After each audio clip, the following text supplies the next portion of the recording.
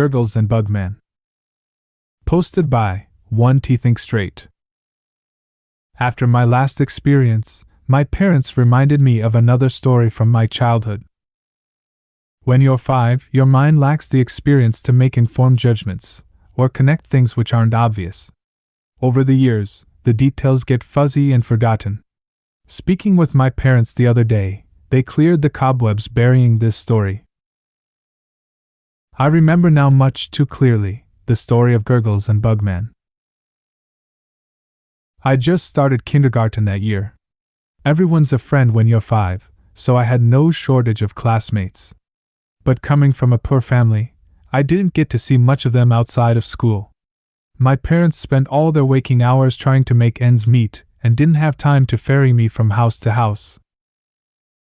So I spent my early years mostly keeping to myself, playing with the random assortment of knickknacks from the shelf in my room. Being short of money gave my family a habit of hoarding, so they hated to throw anything out.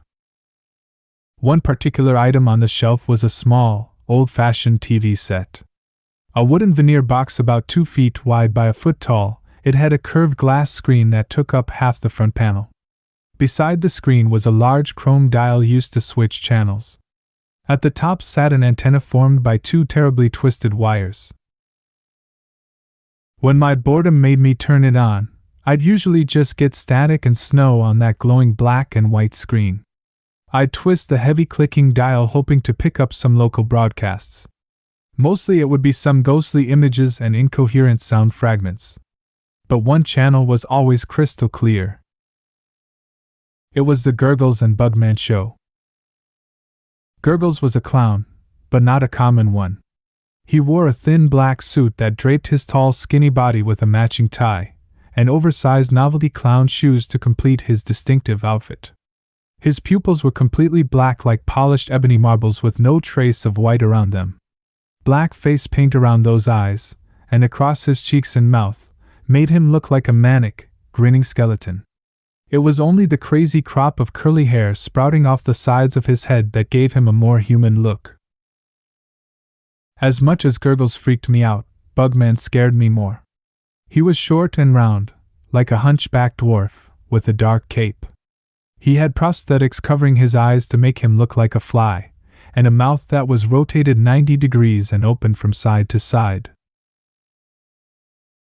The show itself was like candid camera, with pranks played on unsuspecting people. It would always start with Gurgles and Bugman hidden away at someone's home. Gurgles would face the camera, staring at you, his bony finger touching his lips. When the unsuspecting star of the show came into view, a laugh track would begin to play. You would see them go about their nightly routines, oblivious to the conspiracy that Gurgles and Bugman had involved us in. We'd see them making dinner, or on the lounge watching TV with their family, or quietly doing their homework. Then watch as Gurgles and Bugman stole their pen, or moved their glass, or made things disappear behind their backs.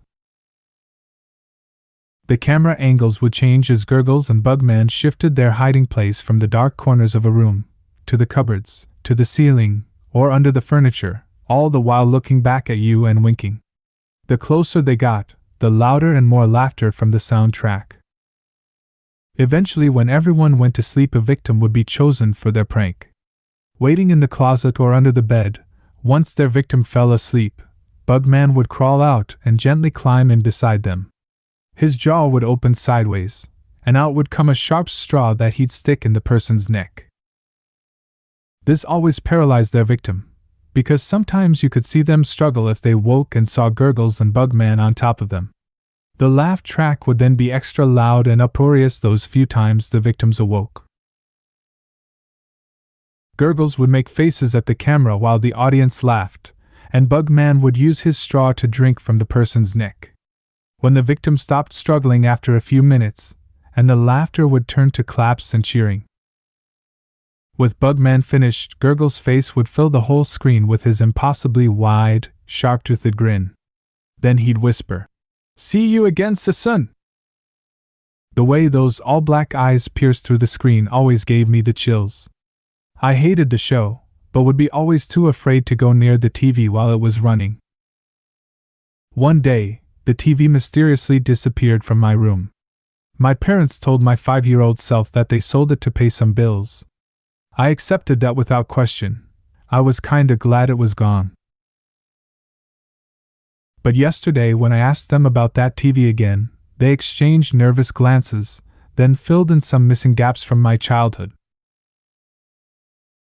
Halfway through that year, Derek, a classmate I didn't know very well, had died in horrific circumstances.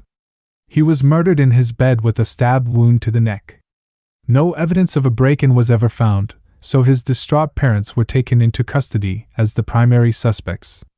They denied all the allegations against them. At the time, Mrs. Nolan, my teacher, told our class, I'd apparently explained to her that Derek couldn't be dead because I saw him and his family on the Gurgles and Bugman show the day before. When Mrs. Nolan mentioned to my parents what I'd said, they had immediately taken the TV from my room, driven it to a junkyard, and had it burned to nothing but ashes and molten metal.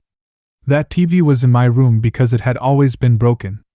It was never plugged in the whole time it sat on my shelf. Whatever I saw on that screen, it wasn't from a station. So that's my story of Gurgles and Bugman. But I'm not sure if that's really the end though. After all, do Gurgles and Bugman still perform their nightly show for some unsuspecting viewer, somewhere in this world?